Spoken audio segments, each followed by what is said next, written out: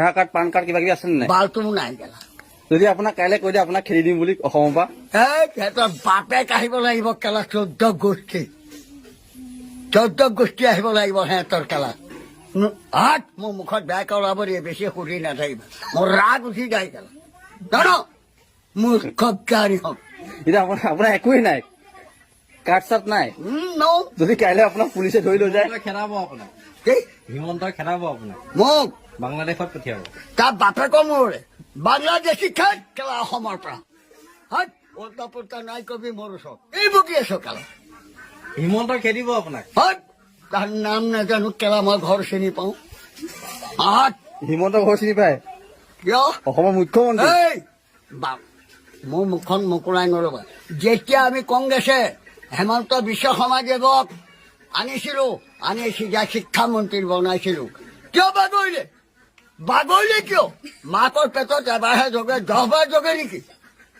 কাহ পুৰুষ আমি পুৰুষত আছো সামাজিক একো নাই হাত এইটো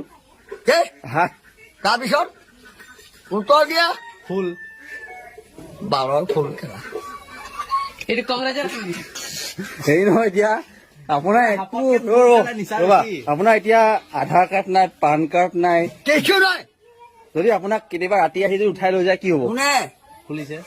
কোনে নিব পুলিচে কাৰোবাৰ বাপেকৰ ঘাই থৈছো কেলা কি তোমালোকে ইয়াত প্ৰবঞ্চনা কৰিবলৈ আহিছা নেকি সত্য কোৱা সেইটো হয় বাৰু হা হয়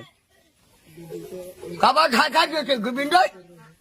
মোক উঠাই লৈ যাবলৈ কেলা হয় মাৰিয়া বেয়া ভাষাও কেলে মাতিছে হয় মাতিবি তোমালোকে যি প্ৰশ্ন কৰিছা সেইটো উত্তৰ দিছো পুলিচে কিয় উঠাই দিব মোক হিমন্তই উঠাই নিব